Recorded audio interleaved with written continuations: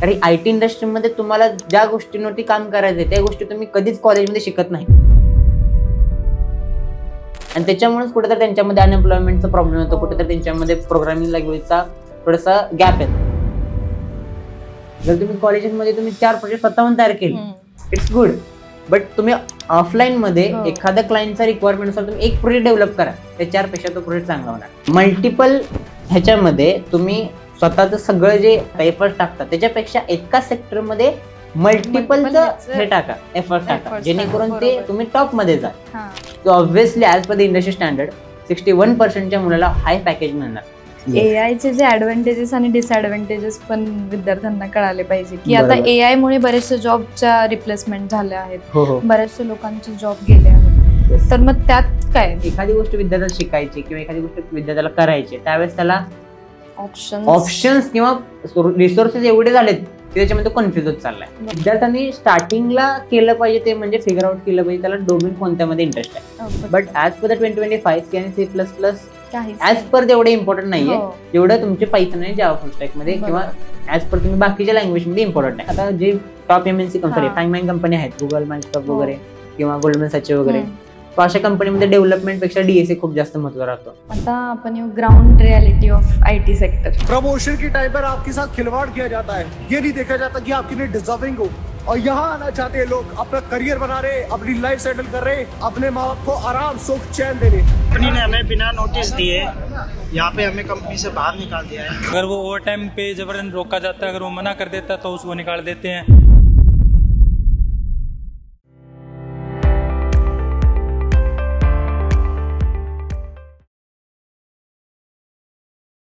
नमस्कार, मी सृष्टी. सर्वप्रथम तुम्हा सर्वांचं स्वागत आहे आपल्या सोशल युवा पुढारी या चॅनलमध्ये. आज आपल्यासोबत आहेत कोडर दिगंबर, जे बाईट ब्रिलियन्स कोडसॉफ्टिकचे फाउंडर आणि डायरेक्टर आहेत. तर तुमचं सहर्ष स्वागत आमच्या या YouTube चॅनलमध्ये. धन्यवाद. तर तुमचा थोडासा इंट्रो आपल्या प्रेक्षकांना देता का? तसं म्हणजे माहितीच आहे, मी पण तुमचा इंट्रो देणारच आहे, पण तरी पण तुम्ही पण एकदा इंट्रो द्या की. हो चालेल. सो बेसिकली मी पंढरपूरमधून आहे.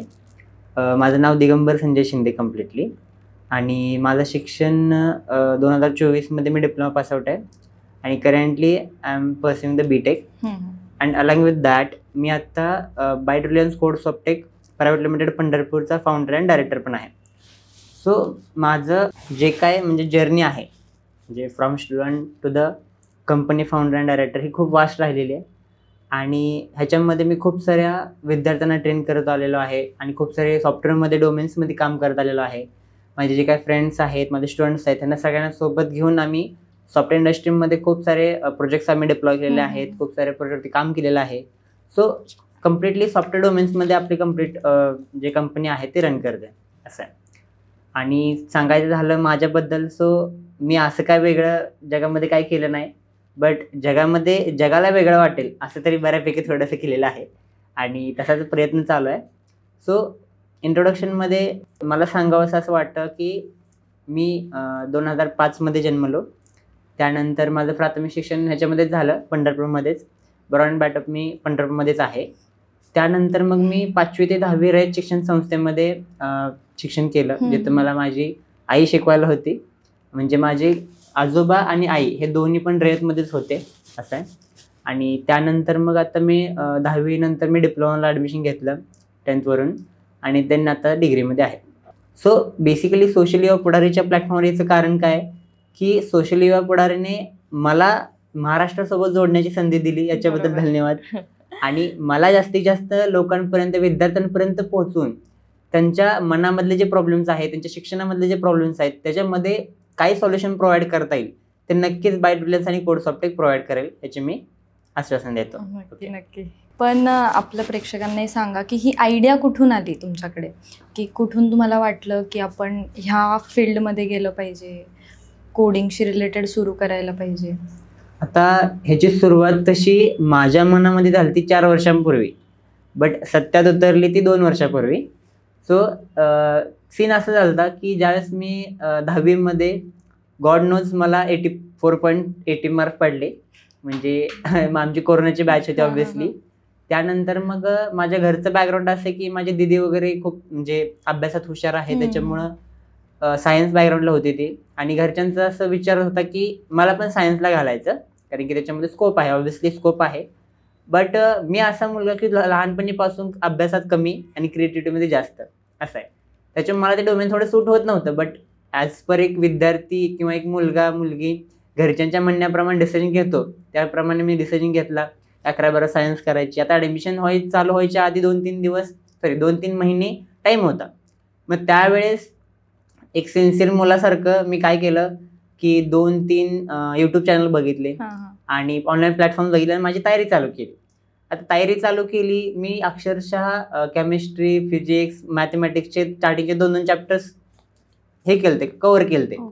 बट तरी त्यातून माझा प्रॉपर इंटरेस्ट बिल्ड होत ना. एक like you can say it is म्हणजे माझा फोकस होत होता, बट इंटरेस्ट बिल्ड होत नव्हता. आणि लहानपणीपासून ज्या इंजिनिअरिंग सेक्टरमध्ये माझा इंटरेस्ट राहिलेला आहे, तर त्या सेक्टरमध्ये मला थोडंसं ते गॅप वाटत होता. बट ऑब्व्हियसली घरच्यांचं म्हणणं होतं, त्यामुळे मी 11-12 सायन्समध्ये ते हे केलं, त्याच्या म्हणजे ॲडमिशनला विचार केला. बट माझ्या लाईफचा जर टर्निंग पॉईंट कुठं होत असेल, तो त्या मुमेंटला झाला की माझे वेल नोन म्हणजे पर्सन आहेत, घरासमोरचेच आहेत, म्हणजे जे ITI मध्ये प्राचार्य, त्यांचा एक्सपिरियन्स आहे, ते ITI मध्ये प्राचार्य होते आणि त्यांचा मला लहानपणीपासून म्हणजे गायडन्स लागलेला आहे. त्यांनी मला लहानपणीपासून बघत आलेले आहेत. आणि एका दिवशी असं झालं की ते सहज बोलता बोलता माझ्यापाशी आले, घरच्यांपाशी वगैरे बोलले. आणि ज्यावेळेस त्यांना कळालं की मी 11-12 सायन्सला ॲडमिशन घेतोय, त्यास त्यांनी विचार केला की अरे हा तर मुलगा क्रिएटिव्ह आहे आणि 11-12 सायन्समध्ये ऑब्व्हियसली करिअर आहे, बट माझ्यासाठी ते सुटेबल नाही होणार. माझा इंटरेस्ट कशा? त्यांनी मला विचारलं की दिगंबर तुझा इंटरेस्ट काय आहे? मग त्यावेळेस मी सगळं सांगितलं की माझा इंटरेस्ट इंजिनिअरिंग सेक्टरमध्ये आहे, मला पुढे जाऊन हे करायचं ते करायचंय. कॉम्प्युटर नॉलेज त्यावेळेस एवढं बऱ्यापैकी नव्हतं, बट एवढं व्हायचं की इंजिनियर बनायचं. मग त्यावेळेस एक लहानपणापासून जी प्रत्येक मुलाची सवय असते की आपण जिथं आपल्या आवडत्या वहीवरती, पुस्तकांवरती आपण एक लिहितो, त्यावेळेस मी दिगंबर इंजिनियर लिहायचो. दिगंबर इंजिनियर. आणि नंतर माझी सुरुवात झाली कोडर म्हणून. कोडर नावाची पण काहीतरी हो, त्याची पण हिस्ट्री आहे, त्याची तर खूप लॉंग हिस्ट्री आहे. त्या सगळे विद्यार्थी आज जे काय मला कनेक्टेड आहे सगळे मला कोडर म्हणून ओळखतात. सो ज्यावेळेस त्यांनी माझ्याकडे आले त्यानंतर आमचं बोलणं झालं आणि त्यावेळेस त्यांना जे माझं बोलणं पटलं की मला खरंच इंजिनिअरिंग सेक्टरमध्ये इंटरेस्ट आहे, मी त्याच्यामध्ये करिअर करू शकतोय, त्यावेळेस त्यांनी रात्री जवळजवळ 10:30-11 वाजता इंजिनिअरिंग कॉलेजचे त्यांचे शिक्षक ओळखीचे होते, त्यांना फोन लावून माझ्या ॲडमिशनला सांगितलं. त्यामुळे दुसऱ्या दिवशी मी तिथे ॲडमिशन घेतलं. जर त्या दिवशी रात्रीचं ते बोलणं आमच्यात झालं नसतं तर कदाचित आज मी तुमच्यासमोर बसलो नसतं आणि इव्हन मी आज एवढ्या सगळ्या मुलांसोबत मी कनेक्ट झालो नसतो. असं मग तो एक लाईफचा टर्निंग पॉईंट म्हणला. त्यानंतर मग माझं डिप्लोमा शिक्षण चालू झालं. डिप्लोमामध्ये मी फर्स्ट सेमिस्टर माझं ऑनलाईन गेलं कोविड टायमिंगमुळे. सो फर्स्ट सेमिस्टरमध्ये ऑनलाईन लेक्चर असायचे, मॅडम सर वगैरे घ्यायचे. मग त्यावेळेस जे डिप्लोमाला वगैरे विद्यार्थी आहेत IT मध्ये, मला IT मध्ये ॲडमिशन मिळालं. मग त्यावेळेस काय झालं की जे काय सब्जेक्ट्स असायचे प्रोग्रामिंगचे ते सेकंड सेमिस्टरपासून चालू व्हायचे. बट माझा इंटरेस्ट त्याच्यामध्ये असल्यामुळे मी शिक्षकांना विचारायचो की मॅडम आपल्याला नेक्स्ट सेमिस्टरचे प्रोग्रामिंग लँग्वेज केव्हा चालू होणार आहेत वगैरे, म्हणजे कसं काय वगैरे असतं त्यात. मग शिक्षक लोक मला म्हणायचे की दिगंबर तू आता फर्स्ट सेमिस्टरमध्ये, सेकंड सेमिस्टर सब्जेक्ट बघू नको, आता आहे त्या सेमिस्टर ते फोकस करा. इंजिनिअरिंग सेक्टरमध्ये विद्यार्थ्यांचा एक मोठा प्रॉब्लेम राहतो की विषय बॅकला पडू नये, त्याच्यामुळे त्याचा सिलेबस खूप वास्ट असतो आणि वास्ट म्हणण्यापेक्षा खूप लोड असतो. ती भीती मुलांच्या मनामध्ये असते. बट माझ्या मनामध्ये मार्कांची भीती नव्हती, माझ्या मनामध्ये भीती होती मी कुठली गोष्ट कमी शिकू नये. असं आहे की टेक्नॉलॉजी पासून मी अवेअरनेस ठेवला पाहिजे. मग त्या जे सेकंड सेमिस्टरचे वगैरे लँग्वेजेस असायचे बेसिक लँग्वेज प्रोग्रामिंग मध्ये C++ वगैरे, त्या मी फर्स्ट सेमिस्टरला बघायला चालू केल्या. पुढचे 6 महिने मी त्याच्यावर फोकस केला आणि त्या लँग्वेज कव्हर केल्या. तिथून माझी प्रोग्रामिंगची सुरुवात तर झाली. बट कोडर ह्या शब्दाचा जो अर्थ आहे किंवा कोडर ह्या शब्दाची जी ओळख आहे ती ओळख जरा वेगळीच आहे. ते एक प्रोग्रामर म्हणून नाही तर एक प्रोग्रामर ट्रेनर म्हणून आहे, जे की मी त्याची सुरुवात माझी डिप्लोमाच्या क्लासरूम पासून झाली. आता ती कशी झाली की सेकंड सेमिस्टरला मग ऑफलाईन आमचे क्लासेस चालू झाले, म्हणजे कॉलेजमध्ये वगैरे सगळेजण नवीन वगैरे भेटलो वगैरे. आणि त्यावेळेस जे काही नवीन प्रोग्रामिंग लँग्वेज वगैरे असायच्या त्या सगळ्यांना सोपं जायचं नॉर्मली. बट समहाऊ कॉलेजमध्ये सध्या परिस्थिती आपल्या अशा आहे की सिलेबस जो कंपनीमध्ये रिक्वायर्ड आहे बरोबर आणि जो कॉलेजेसमध्ये शिकवला जातो त्याच्यामध्ये खूप मोठा गॅप आहे. आणि तो गॅप असा आहे की तो गॅप आजपर्यंत बरेचसे 90% विद्यार्थी चेक करत नाही, फिगर आउट करत नाही. आणि त्याच्यामुळेच कुठेतरी त्यांच्यामध्ये अनएम्प्लॉयमेंटचा प्रॉब्लेम होतो, कुठेतरी त्यांच्यामध्ये प्रोग्रामिंग लँग्वेजचा थोडासा गॅप येतो. Practical knowledge, obviously yes, practical knowledge त्यातून मेन मस्ट राहतं. मग तो मी गॅप समजून घेतला आणि ज्या वेळेस म्हणजे मला माहिती आहे की ते मला प्रोग्रामिंगचा कन्सेप्ट तो आहे, तो मला माहिती आहे की तो प्रॅक्टिकली मला येतोय. माझ्या क्लासमध्ये तो कोणाला जमत नाही किंवा सम हा कॉलेजच्या शिक्षकांकडून ते तिथे येत नाहीये. तर त्यावेळेस मी काय करायचो की शिक्षक येण्याच्या आधी तो 10-15 मिनिटाचा टाइम पिरियड असतो ब्रेक्समध्ये वगैरे, त्यावेळेस मी उठून डायरेक्ट क्लासच्या समोर जायचो शिकवायला फळ्यासमोर. मग त्यावेळेस ऐकून सगळ्यांना असं वाटायचं की अरे दिगंबर काय करतोय, काय वगैरे टाइमपास करतोय वगैरे. मी एखादा पॉईंट पिकअप करायचो सिम्पल, जर आता जे तुम्हाला माहित असेल वगैरे सी लँग्वेज मध्ये पॉइंटर्स असेल, ॲरे असतील, हा कन्सेप्ट राहतो. सो ह्याच्यामध्ये प्रॅक्टिकली मी घ्यायचो, नॉट थेरॉटिकली कन्सेप्च्युअली, प्रॅक्टिकली प्रोग्रामॅटिकली वगैरे मी बघायचो. आणि माझं एम एकच होतं की जसा मला प्रॉब्लेम फेस होतोय किंवा जे मी फेस करतोय ते माझ्या फ्रेंड्सना फेस नाही केलं पाहिजे. म्हणजे मी स्वतःहून स्टार्ट केलं त्याच्यामुळे मला कळाल्या त्या गोष्टी. जर मी जर स्वतःहून स्टार्ट केल्या नसत्या तर मला पण त्या गोष्टी कळाल्या नसत्या. मी पण त्यांच्यासोबत एक रॅट रेस मध्ये तुम्ही म्हणू शकताय की असाइनमेंट कम्प्लीट, अभ्यास म्हणजे मार्कांपुरता प्रोग्रामिंगचा अभ्यास झाला असता. करेक्ट. मग त्यावेळेस मग मी शिकवायला चालू केलं. स्टार्टिंग खूप म्हणजे खूप जोक्स वगैरे झाले. आता काय काय जण ऐकायचे, काय काय जण जोक्स करायचे की दिगंबर असं जातं तसं जातं. मी शिकवताना टॉन्टिंग वगैरे करायचे. But that is also complimentary for me because it is my responsibility की त्यांना ती प्रूव्ह करणं की खरंच की जे मी पॉईंट शिकवतो, जे मी सांगतो ते तुमच्या आत्ता नाही लक्षात येणार. बट जर तुम्ही ते ऐकत गेला तर तुमच्या फ्युचरच्या प्रॉब्लेम मध्ये ते खूप सारे प्रॉब्लेम म्हणजे येऊ देणार नाही. असं आहे, जेणेकरून तुम्हाला प्रॅक्टिकली ते बिल्ड करणार. जो प्रॅक्टिकली गॅप तुमच्यामध्ये राहतोय हळूहळू सुरुवात येत गेली. मग फर्स्ट सेकंड सेमिस्टर वगैरे संपलं. सेकंड इयर मध्ये गेल्यानंतर जावा ऍडव्हान्स असे ज्यावेळेस सब्जेक्ट आले अँड्रॉइडचे वगैरे किंवा जावाचे वगैरे, त्यावेळेस सगळ्यांना असा प्रॉब्लेम फेस ऑटोमॅटिकली कळाला की नाही हे तर आत्ता आपल्याला प्रॉब्लेम होते. का? कारण की तिथं मोठमोठे सॉफ्टवेअर्स असतात, मोठमोठे प्रोग्रामिंग लँग्वेजमध्ये प्रोजेक्ट्स असतात. त्यावेळेस मुलं काय करायची की प्रोजेक्ट कुठं तर बाहेरून विकत घ्यायची किंवा गुगल वगैरे करायचे. आणि त्यावेळेस त्यांना लक्षात आलं की नाही आता आपल्याला खरं प्रॅक्टिकल नॉलेजची गरज आहे. मग त्यावेळेस असा सीन व्हायचा की मी असं शिकवायचो. मग कॉलेजमध्ये शिक्षकांना वगैरे पण कळत होतं की खरंच आपला जो काही पॉईंट आहे तो विद्यार्थी सांगू शकतो किंवा ह्याचा पॉईंट विद्यार्थ्यांना कळतोय. आता हे कशामुळे पॉसिबल झालं? कारण की शिक्षक ऑब्व्हियसली प्रत्येक गोष्टीत 100% देत असतात. बट जो काही विद्यार्थ्यांचा प्रॉब्लेम आहे तो मी समजून कशामुळे घेतला? कारण मी त्या फेज मध्ये होतो असं. आणि मी त्या फेज मध्ये असल्यामुळे मला तो प्रॉब्लेम जास्ती कळायचा की माझ्यासोबतचे मित्रमैत्रिणी काय फेस करतात, त्यांच्यासाठी काय उपयुक्त आहे. किंवा जरी कॉलेजमधून शिकून गेल्यानंतर ज्यावेळेस मी घरी अभ्यास करतो किंवा घरी प्रोग्रामिंगला प्रॅक्टिस करतो त्यावेळेस मला येणारे प्रॉब्लेम्स कोणते त्यातला मी समजावून घेतलं. त्या प्रॉब्लेम्सला मी म्हणजे अनालिसिस केलं, त्याच्यावरती मी शिकवतो. आणि त्यावेळेस मग सेकंड इयरमध्ये वगैरे ज्यावेळेस शिकवायला चालू केलं त्यावेळेस असा सीन व्हायचा की जिथं मुलं मुली मला टॉन्टिंग करायचे तिथं असं एक लेक्चर होतं मला अजून आठवतंय. त्यावेळेस मी लेक्चर घ्यायचो आणि लेक्चर घेत असताना 10-15 मिनिटं गॅप असतात त्यावेळेस मी घ्यायचो. पण एक लेक्चर होतं त्यावेळेस मी कंटिन्यू करत होतो. त्यावेळेस जे काही 2-3 शिक्षक होते येणारे जाणारे ते माझ्या दरवाजाच्या पशी उभारून ते लेक्चर बघायचे. असा विषय झाला. पण कोण आत म्हणजे बोलत नव्हतं. आणि जे त्या सब्जेक्ट टीचर होते ते काय करायचे की येऊन ऑटोमॅटिकली जाऊन मागच्या बेंचवरती बसायचे विदाउट डिस्टर्बन्स आणि ते लेक्चर ऐकायचे. म्हणजे त्यांना मी थँक्यू आज म्हणेल की त्यावेळेस त्यांनी मला चान्स दिला की मला लोकांसोबत विद्यार्थ्यांसोबत कनेक्ट होण्यासाठी किंवा तिथं जे काय माझं टीचिंग स्किल माझ्यामध्ये होतं ते मला तिथं फिगर आउट झालं. नाहीतर आजपर्यंत प्रोग्रामिंग मध्ये मी खूप जास्त कोडिंग करायचो. कोडिंग म्हणलं की आता जे कोडिंग मध्ये वगैरे आहेत प्रोग्रामिंग मध्ये वगैरे त्यांना माहितच असेल की सगळ्यात बेस्ट टाइम कोडिंगचा संध्याकाळी जास्त मुलं प्रेफर करतात कारण तो बेस्ट टाइम असतो. कारण दिवसभर कॉलेज वगैरे लोड वगैरे आणि संध्याकाळी शांत वगैरे लॉजिकली आपण विचार करू शकतो. माझं तेच काम असायचं कारण की माझा कॉलेज टायमिंग असायचं भरपूर. सकाळी 7 वाजल्यापासून जे मला घरापासून बाहेर पडायला लागत होतं ते संध्याकाळी 6-7 वाजायच्या बसमध्ये वगैरे यायला. आणि त्यानंतर माझा संध्याकाळी 12 ते सकाळी 2-3 वाजेपर्यंत पहाटे माझा टाइम चालायचा. आता ह्याच्यामध्ये तब्येतीवर थोडासा परिणाम होत होता. बट ऑब्व्हियसली मला एवढंच लक्षात होतं की माझ्या ह्या 2 वर्षांवरती माझे पुढचे 60 वर्ष डिपेंड आहेत. त्याच्यामुळं ह्याच्यामध्ये मी जेवढे जास्त स्ट्रगल करेल जेवढा जास्त एक म्हणजे माझ्या कामाला माझ्या गोष्टींना वेळ देईल ऑब्व्हियसली आउटकम मला पुढे दिसणार आहे. त्यानंतर मग हळूहळू मला टीचिंग मध्ये गोष्टी कळायला लागल्या. प्रोजेक्ट पण भरपूर घ्यायचो मी प्रोग्रामिंगमध्ये वगैरे. सो या सगळ्या म्हणजे डिप्लोमाची जी जर्नी आहे ती खूप माझी आयुष्यातली जर्नी भारी गेली, म्हणजे इन फेज ऑफ वर्किंग. कारण ह्याच्यामध्ये तुम्हाला जसं मी सांगितलं की मला विरोध करणारे खूप होते, टॉन्टिंग वगैरे करणारे खूप होते, बट अप्स अँड डाऊन्स पण ह्याच्यामध्ये माझ्यासोबत मला सपोर्ट करणारा एक मित्र होता माझा, रवी म्हणून.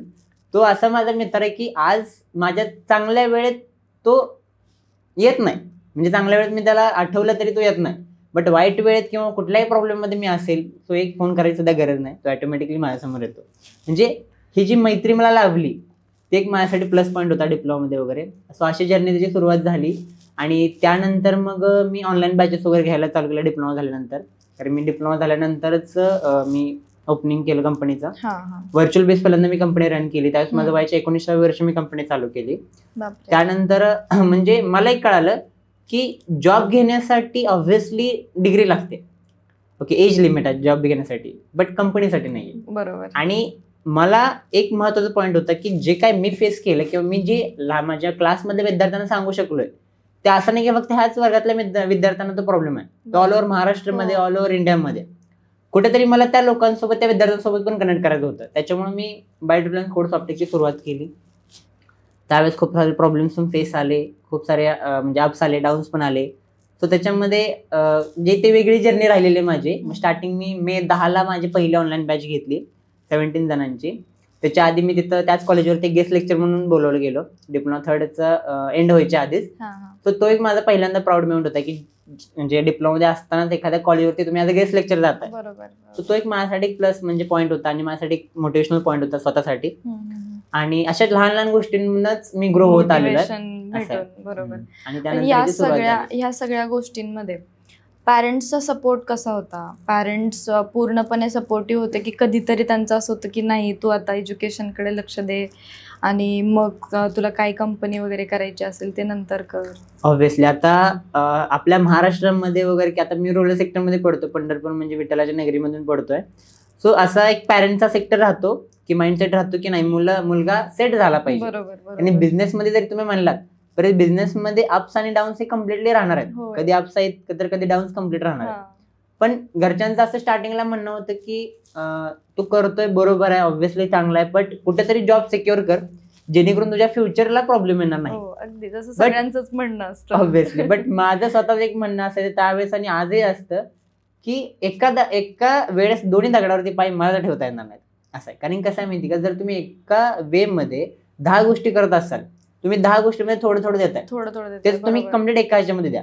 आता ह्याच त्यावेळेस मी एक म्हणजे ऐकलेलं वाक्य आहे गांधीजींचं की मल्टिपल ह्याच्यामध्ये तुम्ही स्वतःचं सगळं जे हे टाकता, एफर्ट टाकता, त्याच्यापेक्षा एका सेक्टरमध्ये मल्टिपलचं हे टाका, एफर्ट टाका, जेणेकरून ते तुम्ही टॉप मध्ये जाल असं आहे.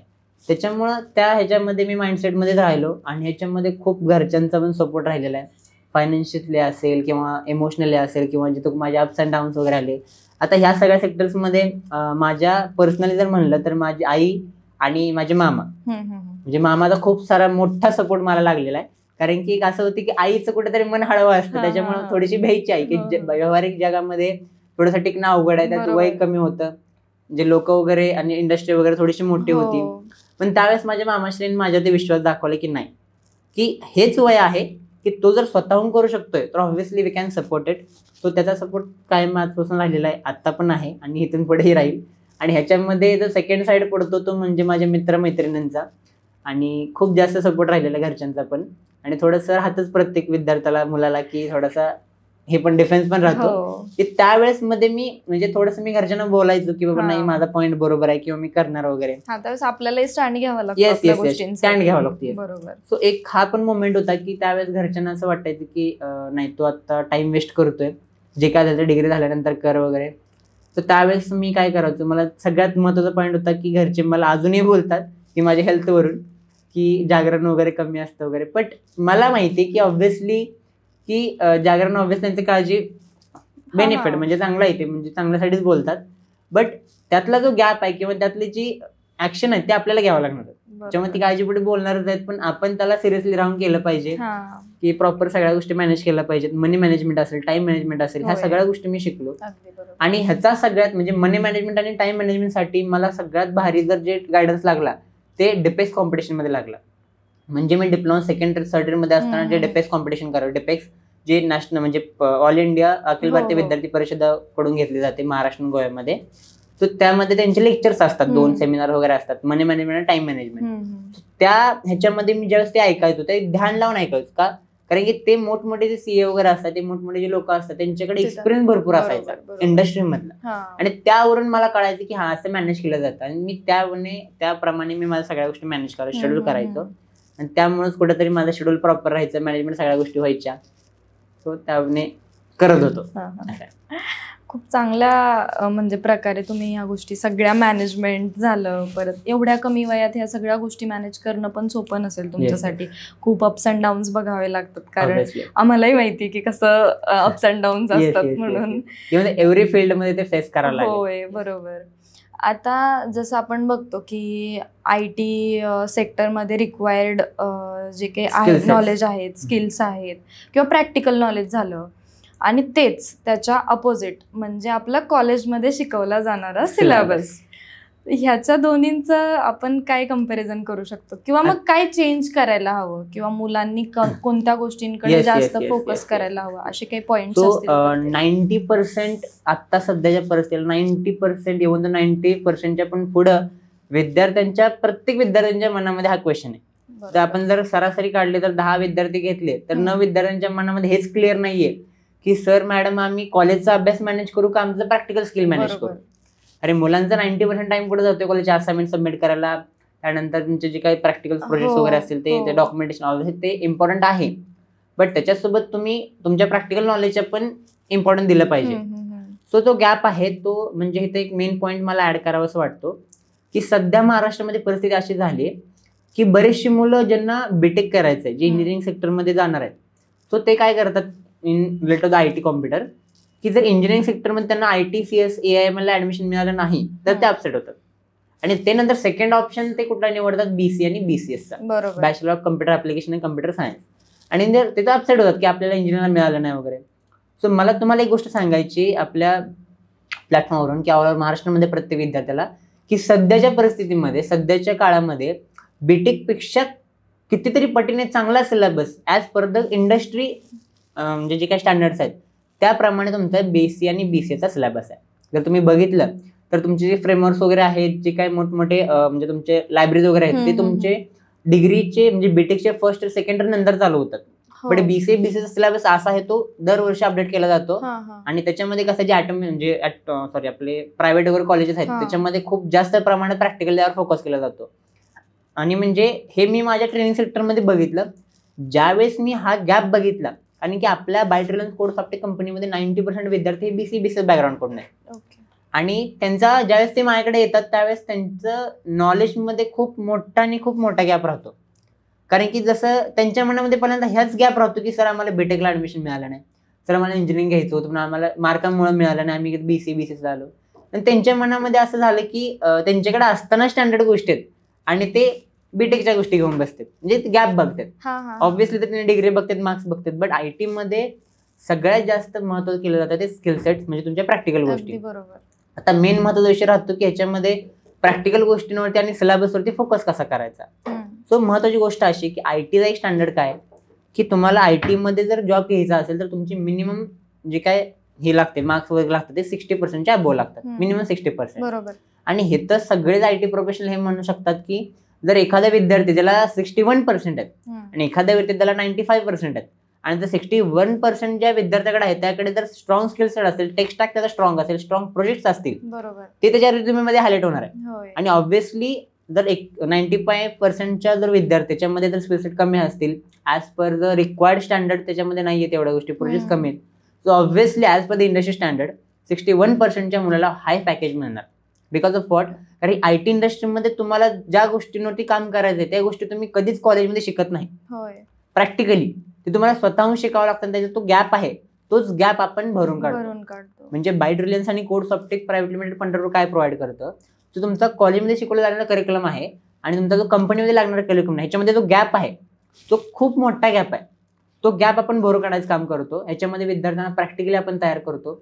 म्हणजे आपलं करिक्युलम असं राहतं की 6 महिन्याचा आपलं जर करिक्युलम असेल त्याच्यामध्ये आपण स्क्रॅच पासून चालू करतो. What is computer, what is programming language to the advance concept like full stack असेल, त्यानंतर AI असेल, डेटा सायन्स असेल, क्लाउड असेल, इव्हन टेस्टिंग वगैरे असेल.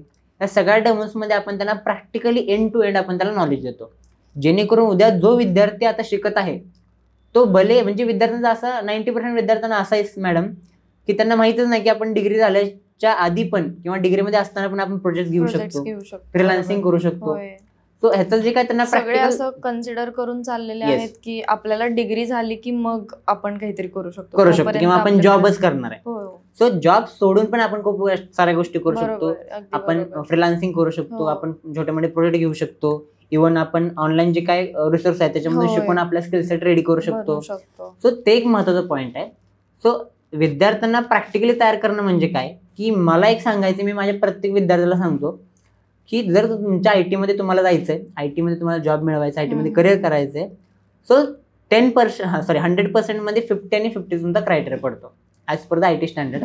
आता 50 आणि 50 काय की 50% is your practical skill sets आणि rest 50% is your communication skills. So that is must one of the major point की जे बरेचसे विद्यार्थी काय करतात, अवॉइड करतात. हो, बरेचसे विद्यार्थी म्हणजे स्टडीज मध्येच इतके बिझी होऊन जातं की त्यांना पहिले तर प्रॅक्टिकल एक्सपिरियन्स नसतो, प्रॅक्टिकल नॉलेज नसतं, आणि दुसरं कम्युनिकेशन मध्ये ते इतके लॅक करतात की त्यांना कळतच नाही की आता बोलायचं काय आपल्याला. Yes, correct. सो दे मेन पॉईंट म्हणजे असे बरेचसे विद्यार्थी आता माझ्याकडे असतात की त्यांच्याकडे प्रॅक्टिकल खूप जास्त नॉलेज आहे, जे प्रोजेक्ट भारी आहेत, जे भारी स्किल सेट ना आहे, त्यांच्या रिझ्यूमे हायलाइट होतोय. बट ज्याचे इंटरव्ह्यू मॉक इंटरव्ह्यू मध्ये आपण जे घेतो, मॉक इंटरव्ह्यू आपण जनरेट करतो विद्यार्थ्यांचे, HR समोर गेल्यानंतर ते ब्लँक कम्युनिकेशन ऑब्व्हियसली. म्हणजे तुमच्याकडे गोष्टी असताना तुम्ही थोडक्या गोष्टींमुळे तो पण कमी पडतो. तो पण एक महत्वाचा पॉईंट. आता ऑब्व्हियसली कम्युनिकेशन स्किल कधीच तुमचं कॉलेजमध्ये बिल्ड होणार नाही. अगदी बरोबर. कारण की कॉलेजमध्ये काही चान्सेस येत नाही बिल्ड चान्स येत नाही. कारण की आपला डेलीचा की सगळा जो टाइम जातो तो टाइम कशामध्ये जातो, लेक्चर्स मध्ये, असाइनमेंट, लेक्चर्स, सगळं ह्याच्यामध्येच जातो. येस. आणि आता बऱ्याचशा ह्याच्यामध्ये राहतं की मुलं काय म्हणतात की सर आम्ही इंग्लिश क्लासेस करतो वगैरे हे ते. सो तो एक महत्वाचा पॉईंट आहे. बट मला एक पॉईंट ऍड करायचा आहे की ज्यावेळेस तुम्ही कम्युनिकेशन स्किल शिकताय, म्हणजे तुम्हाला जर इंग्लिश स्पीकिंग बघायचे, बोलायचे, तर त्यावेळेस तुम्हाला फक्त शिकून नाही तर त्याला इम्प्लिमेंट करून पण चालू करता येईल. बरोबर. आता माझ्या लाईफमध्ये माझा एक मेजर म्हणजे जो महत्वाचा पॉईंट आहे की मी इंग्लिश कुठून शिकलो. मी आजपर्यंत कोणताही कम्युनिकेशनचा क्लास केला नाही, मी स्पोकन इंग्लिशला कधी रेफरन्स बघितला नाही, ना पुस्तक बघितलं नाही. माझी आई लहानपणीपासून मला इंग्लिशमध्ये, इंग्लिश मराठी तिचा सब्जेक्ट आहे हिस्ट्री मराठी, बट इंग्लिश मला हळूहळू शिकवायची, माझ्याकडून जे पाठांतर वगैरे करून घ्यायची लहानपणी वगैरे. आणि ज्यावेळेस मी डिप्लोमाला गेलो त्यावेळेस तिचं एक मला अजून वाक्य आठवतं की मॅड इंग्लिश तुम्हाला चालू करायचं. मॅड इंग्लिशचा अर्थ काय, म्हणजे कसंही बोलायचं, walking, talking, speaking, no matter, just you have to speak. म्हणजे कसं आहे माहिती की ज्यावेळेस तुमच्या जिभेला वळण पडेल त्यावेळेस तुम्ही ऑटोमॅटिकली त्या गोष्टीमध्ये एंटर करणार. म्हणजे त्यावेळेस तुम्ही हळूहळू करेक्शन करणार, ग्रामॅटिकली करेक्शन करणार, बट तुम्हाला त्या गोष्टी बोलल्या पाहिजेत. आणि ऑब्व्हियसली त्याची प्रिपरेशन करताना असं करायचं की आपण जे शब्द बोलणार ते ऑब्व्हियसली त्याच्या आधी 1-2 सेकंद आपल्या मनामध्ये ते इंग्लिशमध्ये कन्वर्ट झाले पाहिजे. सो हे आपण कम्युनिकेशन स्किल कडे करू शकतो. तो जे एक मेजर पॉईंट आहे. आणि कमिंग टू द IT इंडस्ट्रीमध्ये जे काय प्रॅक्टिकल गोष्टी लागतात तर त्याच्यामध्ये तुम्हाला जे काय पहिल्यांदा प्रोजेक्ट्स वगैरे करायचे, सगळ्यात महत्त्वाचा पॉईंट राहतो मॅडम प्रोजेक्ट्स. मुलं बरेचसे काय करतात की सर आम्ही टेक्स्ट कंप्लीट केलंय, आमच्याकडे 10-15 नॉलेजचं म्हणजे लँग्वेजचं नॉलेज आहे, बट आम्ही प्रोजेक्ट केले नाही. का? कारण की मुलांना असं वाटतं की हे 2-3 कोर्स केले संपलं, आपल्याकडे स्किल्स आले. नो, बट त्या स्किल्स आल्यानंतर त्याला इम्प्लिमेंटेशन पण महत्वाचं आहे आणि ते तुमचं प्रोजेक्टमध्ये राहतात. तिथंच कमिंग तुमचं येतं ते इंटर्नशिप असं आहे. आणि आता 2 वर्षापूर्वी म्हणजे मी ISKIMचा पासआउट आहे. आता के स्कीमनुसार म्हणजे MSBT डिप्लोमामध्ये डिप्लोमाच्या विद्यार्थ्यांसाठी MSBTने खूप म्हणजे मोठी अपॉर्च्युनिटी त्यांनी प्रोव्हाइड केली की 12 वीकचा सेकंडरी पास झाल्यानंतर, डिप्लोमा सेकंडरी पास झाल्यानंतर 12 वीकचा त्यांचं इंटर्नशिप ट्रेनिंग ठेवलंय. तो ते खूप मेजर पॉईंट त्यांनी चेंज केलेला आहे.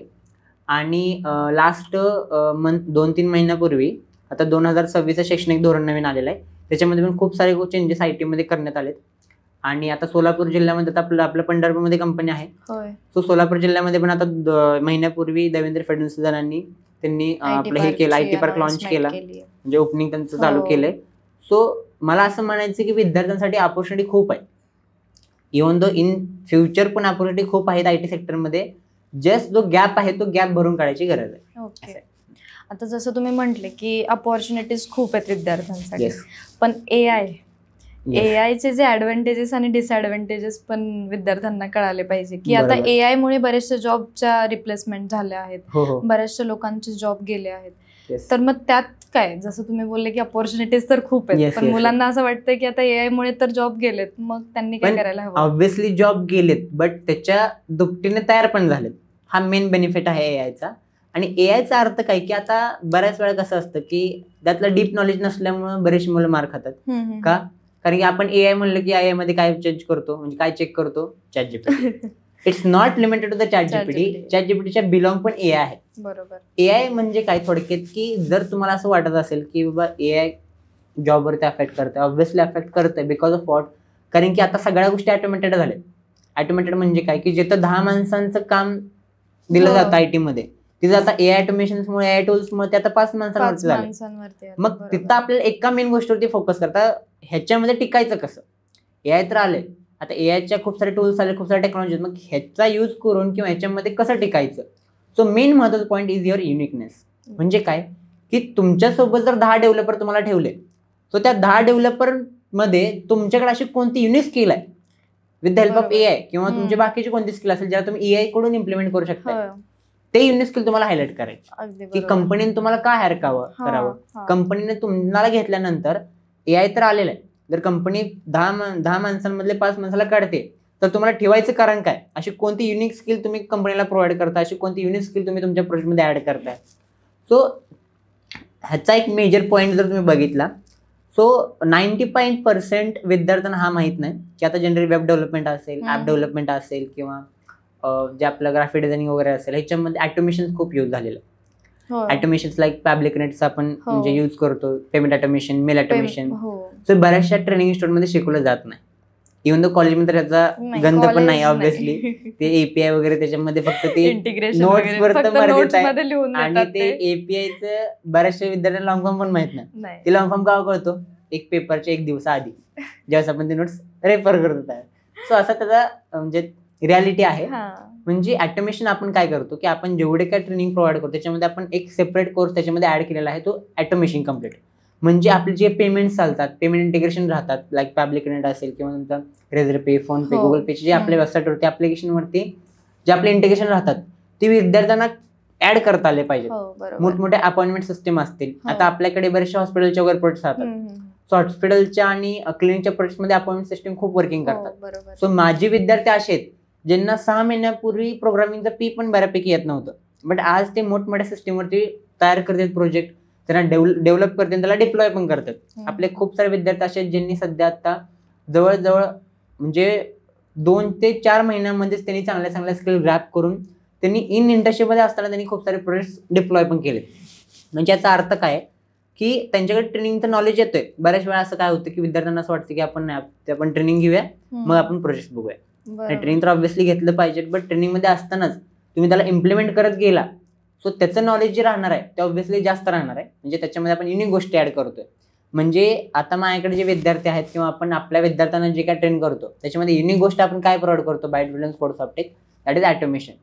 ऑटोमेशन प्रोव्हाइड केल्यामुळे जर तो विद्यार्थी, आपला कंपनीमधला जो विद्यार्थी आहे तो, आणि जर दुसऱ्या विद्यार्थ्यासमोर असेल, सो ऑब्व्हियसली 2-3 युनिक गोष्टी डेफिनेटली ह्याच्या प्रोजेक्टमध्ये ऍड असणार बिकॉज ऑफ वॉट ऑटोमेशन. आता त्याच्यामध्ये खूप सारे एपीआय वगैरे असतील. जर तुम्ही बघितलं तो मागच्या वर्षीच चायनाचं एक म्हणजे रिप्लेसमेंट आलं ChatGPTचं, त्याच्यामध्ये त्याच्यामध्ये त्यांनी एक एपीआय यूज केला युजर ऑथेंटिकेशनसाठी, डीपसिक. येस, डीपसिकचं त्यांनी स्टार्टिंगला ऑथेंटिकेशन एपीआय ऑटोमेशन यूज केलं. त्यांनी कोणती ऑटोमेशन सिस्टीम तयार केली नाही, not a single write up code त्यांनी लिहिलं नाही, फक्त आणि फक्त वेबहूक URL त्यांनी तयार केलं, एक URL म्हणजे एपीआयचं, आणि तो एपीआय पास केला. कंप्लीट त्यांच्या मोठ. आता जी सिस्टीम ChatGPT टक्कर देऊ शकते, त्या जर ऑटोमेशन आपल्याला जमत असेल तर विचार करा मग आपल्याकडे काहीतरी युनिक गोष्टी आपण प्रोव्हाइड करतोय. त्याच्यामुळे ह्या युनिक गोष्टी फोकस केला पाहिजे. आणि एआय मध्ये ऑब्व्हियसली जॉब्स खूप वाढलेत. ML इंजिनियर असेल, AI इंजिनियर्स असेल, फक्त विद्यार्थ्यांना असेल की त्याला प्रॉपर रोडमॅप सापडत नाही. कारण की AI नवीन असल्यामुळे कॉलेजमध्ये आत्ता ते नवीन आलेलं आहे आणि कोर्सेस आता एवढे वाढलेले आहेत. आणि ह्याच्यामध्ये मॅडम एक पॉईंट मला ऍड करायचं आहे की 2010 ते पासून पुढे 2 गोष्टींचा चेंजेस झाले, जे की त्या 2 गोष्टींमुळे चांगलाही फायदा आहे आणि त्याचा डिसएडव्हान्टेज पण आहे. की जर तुम्ही आधी 2010 आधी जर बघितलं तर आपल्याकडे स्पेसिफिक रिसोर्सेस होते. म्हणजे एखाद्या गोष्टी शिकण्याचे आपल्याला स्पेसिफिक रिसोर्सेस होते आणि विद्यार्थी काय करायचे त्या स्पेसिफिक रिसोर्सेसला घेऊन तो शिकायचा. ह्याचा ऍडव्हान्टेजेस बघितलं तर त्याला डिस्ट्रॅक्शन होत नव्हतं आणि डिसएडव्हान्टेजेस बघितलं तर त्याला नवीन गोष्टी अजून ऍड होत नव्हत्या. बट त्याच्यानंतर काय झालं की एखादी गोष्ट विद्यार्थ्याला शिकायची किंवा एखादी गोष्ट विद्यार्थ्याला करायची त्यावेळेस त्याला ऑप्शन्स किंवा रिसोर्सेस एवढे झालेत की त्याच्यामध्ये कन्फ्युज होत चाललाय. असं ऍडव्हान्टेज असं आहे की खूप साऱ्या नवीन नवीन गोष्टी पण ऍड झालेत आणि डिसएडव्हान्टेज असं आहे की त्याचं डिस्ट्रॅक्शन होते आणि कळत नाही ना मुलांना आपल्यासाठी काय बरोबर आहे, हे शोधता येत नाही ना मुलांना. तेच महत्व. आता माझ्याकडे इंटर्नशिपला ज्यावेळेस विद्यार्थी येतात, ट्रेनिंगला विद्यार्थी, त्याच्या आधी त्यांचं मी पहिल्यांदा काउन्सिलिंग करतो की प्रॉपर त्यांचा इंटरेस्ट कशामध्ये. माझा पहिला क्वेश्चन प्रत्येक विद्यार्थ्याला असतो तुमचा इंटरेस्ट कशामध्ये. बिकॉज तुम्हाला IT फील्डमध्ये उतरायचं आहे, ऑब्व्हियसली यू कॅन एंटर. का? कारण IT फील्ड एकमेव IT फील्ड असे जे सगळ्यांना सामावून घेणारं IT फील्ड आहे. जर तुम्ही बघितलं एका ITचा विद्यार्थी मेकॅनिकलला एंट्री करू शकत नाही, बट मेकॅनिकलचा असो सिव्हिलचा असो IT मध्ये 100% येऊ शकतो on the basis of the skills वगैरे. अगदी बरोबर. तर त्याच्यामुळं AIच्या गोष्टी अशा आहेत की जर त्याच्यामध्ये हे झालेत, कटिंग झालेत तर त्याच्यामध्ये जॉब्स पण खूप झालेत.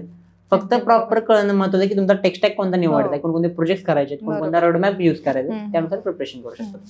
आता जसं आपण रोडमॅप विषयी जर तुम्ही बोलताच आहे तर आता बरेचसे विद्यार्थी असतील जे आपल्याला आता बघत असतील, जे विचार करत असतील की आता मला इंटरेस्ट आहे तर आम्ही सुरू कसं करायचं, कुठून सुरुवात केली पाहिजे, काय काय रिसोर्सेस वापरले पाहिजे स्टार्टिंग पासून. म्हणजे लाईक खूप आधीपासून इंटरेस्ट आहे आणि मग आता मला सुरू करायचं तर मी कसं केलं पाहिजे, त्यांच्यासाठी एक बेस्ट रोडमॅप त्यांच्यासाठी.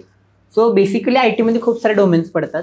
सॉफ्टवेअर टेस्टिंग असेल, पायथन फुल स्टॅक असेल, जावा फुल स्टॅक असेल, त्यानंतर तुमचे ML असेल, त्यानंतर डेटा सायन्स वगैरे असेल, डेटा व्हिज्युअलेशन असेल, पॉवर BI असेल.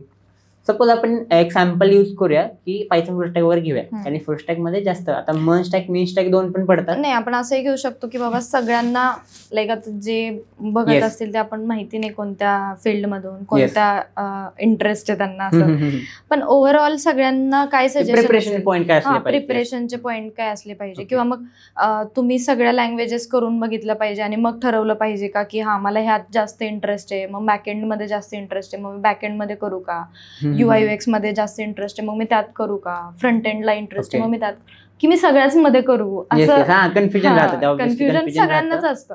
तर मग त्याच्यावरती काय कोणी कसा रोडमॅप फॉलो केला पाहिजे. सो बेसिकली जो स्टुडंट आहे त्याला जर starting from scratch to advance level पर्यंत स्टार्ट करायचंय. Let's suppose we are having 6 to 8 months we are having for the preparation itself. तर त्याच्यामध्ये विद्यार्थ्याने स्टार्टिंगला केलं पाहिजे ते म्हणजे फिगर आउट केलं पाहिजे त्याला डोमेन कोणत्यामध्ये इंटरेस्ट आहे. आपल्याला वेबमध्ये इंटरेस्ट आहे किंवा ऍपमध्ये इंटरेस्ट आहे. आता वेब आणि ऍप वेगळं पडतं दोन्ही, किंवा आपल्याला म्हणजे IoT मध्ये वगैरे इंटरेस्ट आहे. तर सपोज आपण वेबमध्ये इंटरेस्ट असलेला विद्यार्थी पकडूया, त्याच्यामध्ये आपण जे काही टेक्नॉलॉजी असतील त्याच्यामध्ये त्याला स्टार्टिंग करायचं.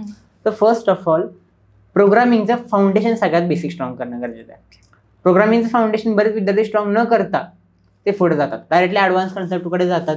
किंवा बऱ्याचशा विद्यार्थी म्हणजे बऱ्याचशा कॉलेजमध्ये वगैरे काय केलं जातं की C++ वरती जास्त फोकस केला जातो आणि जावा पायथन वरती कमी फोकस केला जातो.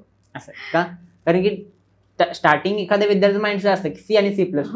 प्रोग्रामिंग म्हणलं की प्रत्येक विद्यार्थ्याला आठवतं C आणि C++. But as per the 2025 C आणि C++ ऍज पर तेवढे इम्पॉर्टंट नाहीये जेवढं तुमचे पायथन आणि जावा फुल स्टॅक मध्ये किंवा ऍज पर तुम्ही बाकीच्या लँग्वेज मध्ये इम्पॉर्टंट आहे. का? कारण ह्या बिग कंपनीमध्ये यूज केल्या जाणाऱ्या लँग्वेजेस आहेत जेणेकरून तुम्हाला म्हणजे मी आता तुम्हाला पहिल्यांदा काय विचारलं की त्यांचा इंटरेस्ट काय आहे कशामध्ये.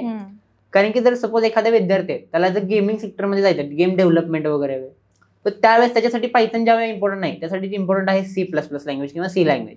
बरोबर. तर ते महत्त्वाचं पडतं. त्याच्यामुळे विद्यार्थ्यांनी पहिल्यांदा कॅल्क्युलेट केलं पाहिजे की त्याला इंटरेस्टेड कोणतं आहे, त्यानुसार त्यानं प्रिपरेशन चालू केलं पाहिजे. स्टार्टिंगला आपण पॉईंट बघूया की त्यानं स्टार्टिंगला बेसिक स्ट्रॉंग केलं पाहिजे. आता बेसिक स्ट्रॉंग करण्याचं महत्व किती आहे तो सिम्पल आता एक्झाम्पल घ्यायचं झालं तर मला सपोज 10 मजली बिल्डिंग बांधायची, तर 10 मजली बिल्डिंग बांधत असताना त्याच्यामध्ये जर माझा बेस स्ट्रॉंग असेल तर मी जे 10च्या वरती 11 जरी बिल्डिंग बांधल्या म्हणजे 11 जरी मजला चढवला ऑब्व्हियसली स्ट्रॉंग राहणार आहे. बरोबर. आणि याच्यामध्ये काय राहतं म्हणजे आत्ताच्या इंडस्ट्रीमध्ये किंवा आत्ताचे जे विद्यार्थी आहेत त्यांना सगळं फास्ट व्हावं की सर आम्हाला 2-3 महिन्यामध्ये प्रिपरेशन झालं पाहिजे, 2-3 महिन्यामध्ये आमचा जॉब लागला पाहिजे, बरोबर. असं त्यांचा माइंडसेट झाला. बट त्याच्यामध्येच त्यांनी बेसिकला कुठेतरी लूज करतात. म्हणजे बेसिक जे नॉलेज आहे जे काही ऍडव्हान्स म्हणजे थोडक्यात ऍडव्हान्स जाण्यासाठी त्यांना फाउंडेशनल स्ट्रॉंग आहे ते जे महत्वाचं लागतं ते त्यांच्याकडे कुठेतरी ते लॉस होत जातं.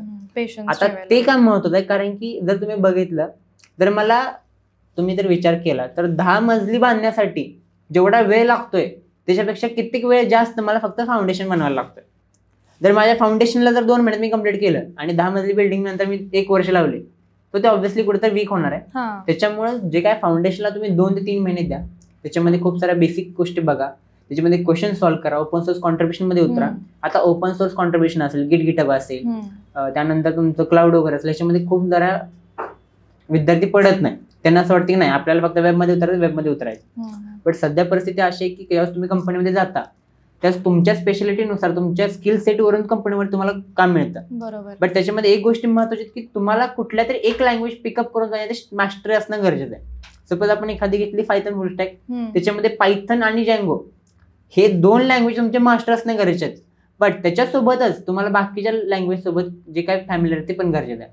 लाईक तुमचं क्लाउड असेल, त्यानंतर तुमचे ग्राफिक्सचे म्हणजे बाकीचे फ्रंट एंड वगैरे असेल ह्याच्यासोबत तुमचं फॅमिलियर असणं गरजेचं आहे. असं आहे. त्याच्यामध्ये कुठेतरी गॅप पडतो.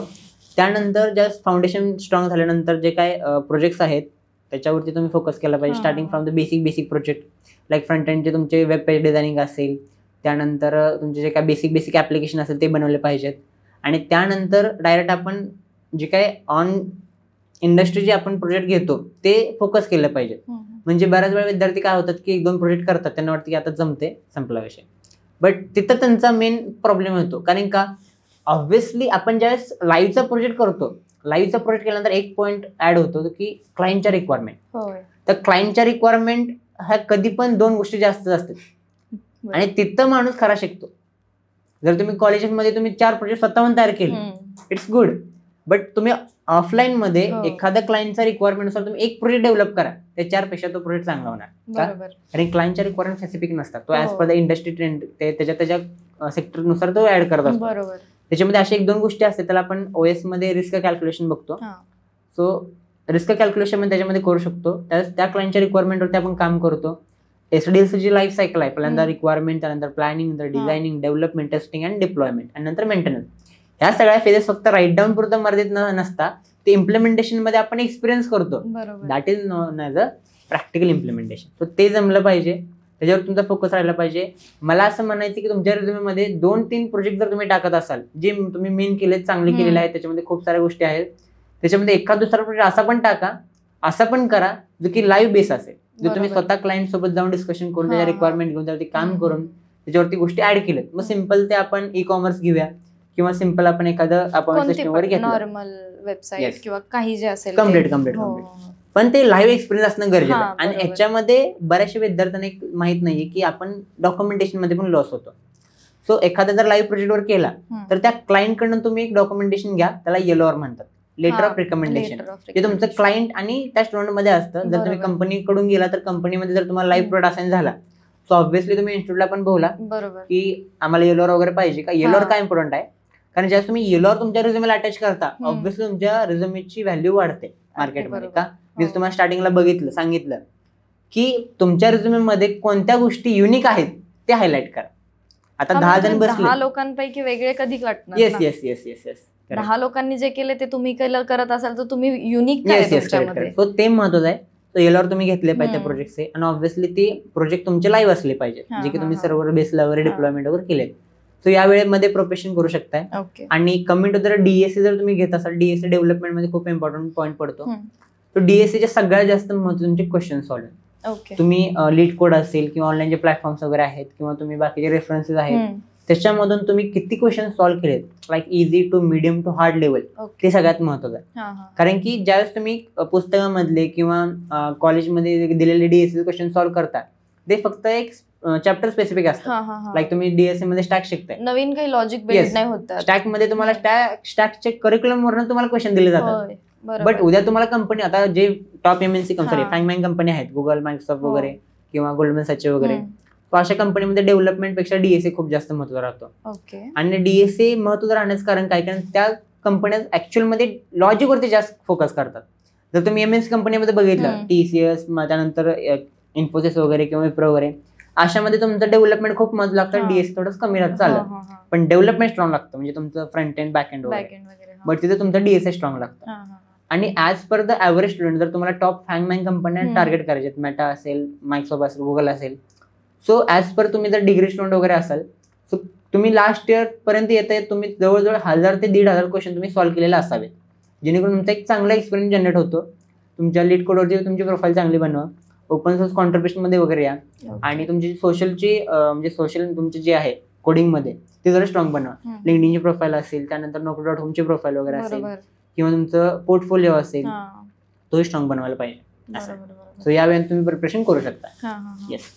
आता जसं तुम्ही आता रोडमॅप वगैरे पण सांगितलं, फर्स्ट इयर पासून जर स्टुडंटला जर तयारी करायची असेल प्लेसमेंटसाठी, तर सेम रोडमॅप जरी फॉलो केलं त्यांनी ऑब्व्हियसली, तर तरी पण त्यांची बऱ्यापैकी आय गेस तयारी होत असेल. आणि ह्याच्यामध्ये कसं माहिती का, फर्स्ट इयर पासून जर एखादा विद्यार्थी स्टार्ट करत असेल, आता जे मी सांगितलं ते लास्टच्या सेमिस्टर मध्ये जरी असेल तर तो करू शकतोय. पण एखादा विद्यार्थी असा की तो फर्स्ट इयर मध्ये असून तो आता जर ऐकला असेल किंवा त्याला जर कळालं असेल की आपल्याला स्टार्ट प्रिपरेशन करायचंय, तर त्यासाठी एक बेनिफिट काय की सपोज त्यानं 1 वर्ष कम्प्लीट दिलं आणि 1 वर्षामध्ये हे सगळं त्याचं कव्हर झालं, तो त्यानं कंपनीला अप्लाय करू शकतोय. का? कारण की 2024 नंतर सगळ्या म्हणजे बऱ्यापैकी आयटी कंपन्यांनी सांगितलं की तुम्हाला नो डिग्री क्रायटेरिया. हे बऱ्याचशा विद्यार्थ्यांना माहितीच नाहीये, इव्हन त्यांच्या पॅरेंट्सना पण माहित नाही. आता इथं पण मेन पॅरेंट्सचा विषय होतो की पॅरेंट्सचं महत्व काय राहतं, मुलाची 10वी 12वी झाली, डिग्रीला पाठ, डिग्री झाल्याशिवाय त्याला एक्स्ट्रा नॉलेज द्यायचं नाही, एक्स्ट्रा नॉलेज मध्ये पडू द्यायचं नाही. का? घरच्यांचं पहिल्यांदा डिग्री कम्प्लीट कर, त्यानंतर तुझं काय करायचं कर.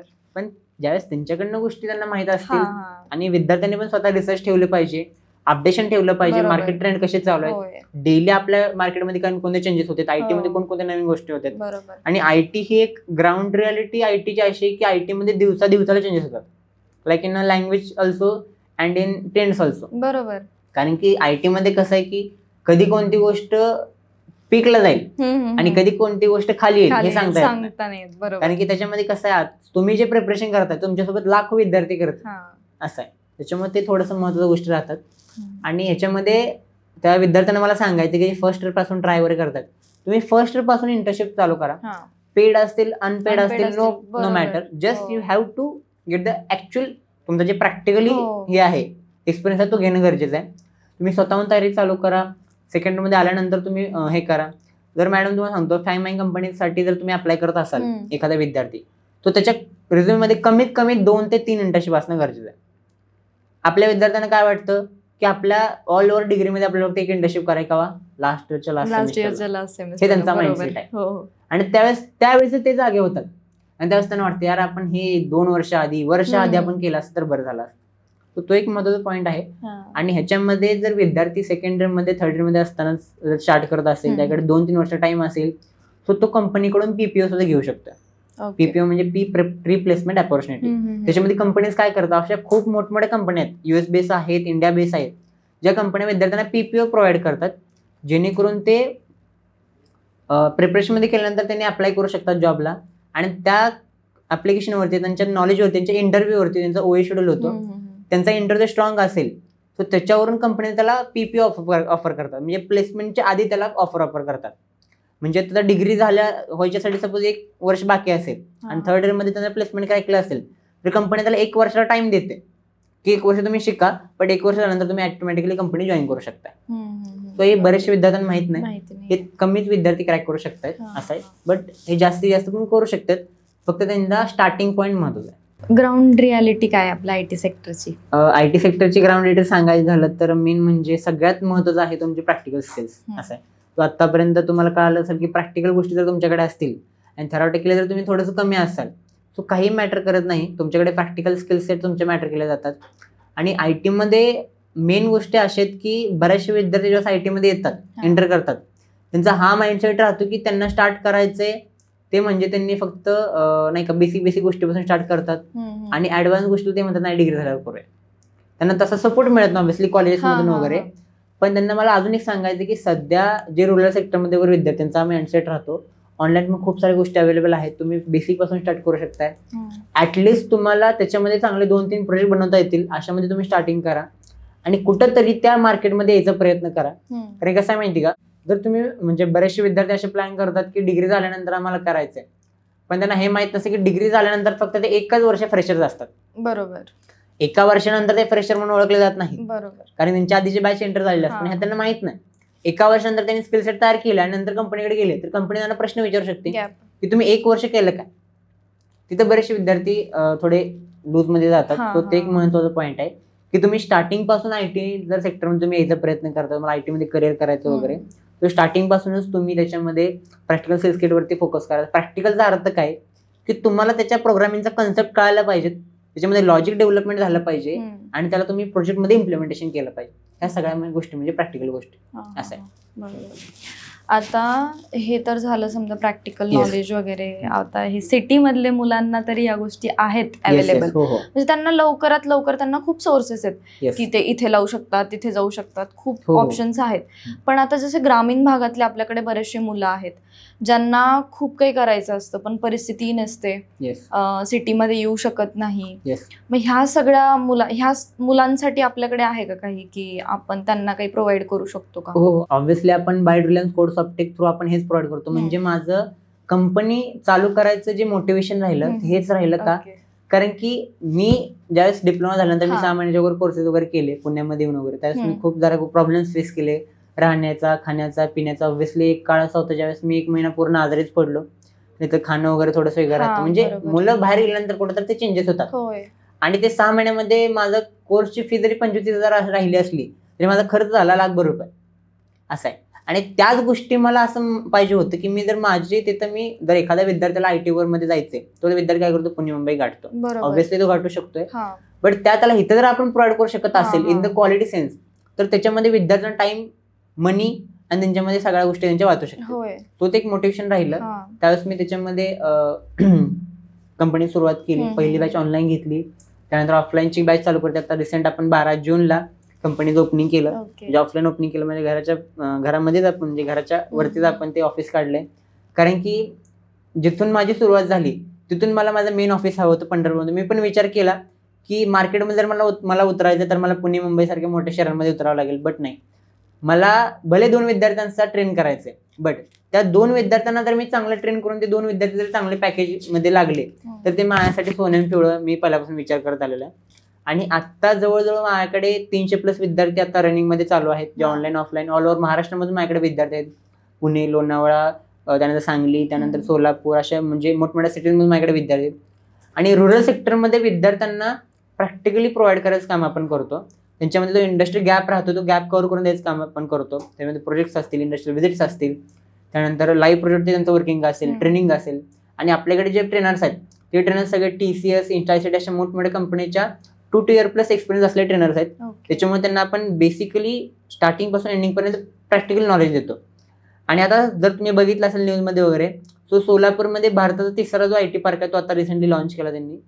सो पहिला आपला IT पार्क आहे मोठा आपला बँगलोरचा आहे, सेकंड हिंजवाडीचा आहे, तो 3rd जो आहे तो आता सोलापूरला चालू होतोय. तो तिथल्या विद्यार्थ्यांसाठी सगळ्यात मोठी ऑपॉर्च्युनिटी आहे, जेणेकरून त्यांना पुढे फ्युचरमध्ये 2-3 वर्षानंतर त्यांना तिथं जॉब लागू शकतात. त्यांच्यासाठी खूप मार्केट आता सध्या असं आहे की खूप सारे मार्केट ओपन झालेलं आहे IT मध्ये. मग त्यांचं हेच कर्तव्य आहे की त्यांनी चांगल्या गोष्टी प्रॅक्टिकली शिकून त्याच्यामध्ये ते एंटर करू शकतात. मग आपण प्लेसमेंटची गॅरंटी वगैरे पण देतो? म्हणजे आपण प्लेसमेंटचा सपोर्ट प्रोव्हाइड करतो आणि टेस्टिंग मध्ये वगैरे विद्यार्थ्यांना चांगल्या वे मध्ये आपण ट्रेन करून आपण 100% गॅरंटी प्रोव्हाइड करतो. डेव्हलपमेंटमध्ये पण आपण विद्यार्थ्यांना चांगल्या प्रकारे 6 ते 8 महिन्यामध्ये ट्रेन करून त्यांना मोठमोठ्या कंपनीमध्ये आपण प्लेस करतो. आपले रिसेंट प्लेसमेंट लास्ट मंथमध्ये 10 to 15 असे प्लेसमेंट आहेत जे म्हणजे त्यांनी आपल्याकडे 6 ते 7 महिन्याचे कोर्सेस केले, बट त्याच्यामध्ये त्यांना अशा गोष्टी आपल्याकडून प्रोव्हाइड झाल्या जेणेकरून त्यांनी विदिन 1 month प्लेसमेंट, म्हणजे त्यांचं ट्रेनिंग कंप्लीट झाल्यानंतर विदिन 1 month त्यांनी प्लेसमेंट क्रॅक केली. असं आहे. सो हे जास्त महत्त्वाचं राहतं की विद्यार्थ्यांना ट्रेनिंग करून झाल्यानंतर प्लेसमेंट पण प्रोव्हाइड केलं पाहिजे. सो आपण तेही प्रोव्हाइड करतो. त्यांना ॲश्युरन्स सोबत त्यांना एक करिअर आपण प्रोव्हाइड करतो जेणेकरून त्यांचं एक फ्युचर जे आहे ते सिक्युअर होऊन जाईल. अशामध्ये आपण आता सध्या बाईट रिलायन्स कोर्स सॉफ्टेक पंढरपूरमध्ये जे आपण कंपनी रन करतोय ती सध्या वर्किंगमध्ये चालू आहे. ऑब्व्हियसली इन फ्युचर आता आपले सोलापूर IT पार्कमध्ये पण आपली सेकंड ब्रांच येते. सो आणि आपण प्लॅन करतोय नगरमध्ये आपण ओपनिंग करायचा. सो करू शकतो आपण. म्हणजे विद्यार्थ्यांसाठी जेवढे जास्त करता येईल तेवढे जास्त आपण करायचा प्रयत्न करतोय. नक्कीच. ओके. तर तुमच्यासोबत बोलून खरंच खूप छान वाटलं सर. येस. तुम्ही खूप चांगली इन्फॉर्मेशन दिली आहे सगळ्याच विषयी. जॉब झालं, एआयने जे जॉब रिप्लेसमेंट दिल्या त्याच्यासाठी काय केलं पाहिजे स्टुडंटनी. तर हा पॉडकास्ट शेवटपर्यंत सर्वांनी नक्की बघा. आणि खूप खूप धन्यवाद तुमचे इथे आल्याबद्दल. आणि महत्वाचं म्हणजे सोशल युवा पुढारीने मला या प्लॅटफॉर्मवरती येऊन महाराष्ट्रात मधल्या विद्यार्थ्यांसोबत कनेक्ट करून द्यायची संधी दिली. त्याच्यामुळे मी सगळ्यांचा धन्यवाद म्हणतो आणि थांबतो. थँक्यू.